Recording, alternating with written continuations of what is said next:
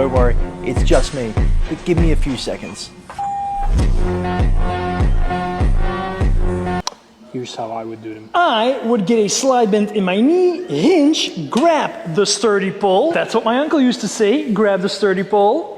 And now I take a good big slow step back and I lower down as deep as possible. I want to stretch my cheeks as much as I can. Yeah, right, that is enough for that guy. So firstly, studies have shown that you don't get more glute activation going past parallel. And that was in the study by Brett. And this kind of makes sense because you're not going to get any more hip flexion at this point anyway. And if you do go down lower, then the moment arm to the hip actually gets smaller, as you can see in this image here. And if you only have one bench and it is too high, then maybe you don't need to touch the ground. But one thing she does have wrong is she says this is an upper glute exercise, which it is not. I would say it's more lower or mid glute max, or just glute max in general, but it's definitely not upper glute. And if she's talking about the glute medius, it's also definitely not glute medius. If she's actually talking about upper glute max, then she'd want to be doing some form of transverse plane hip abduction, which she is not in this exercise. So doing something like a hip abduction would be upper glute max. So when you're doing a step up, you don't need to go down lower than this point here. Start at the top, bend forward at the hips, drop down, pushing your hips backwards, keeping your shin as vertical as possible, but not too vertical that you take too much weight with your hand. Tap the ground if you can, and then drive back up. Happy booty gains.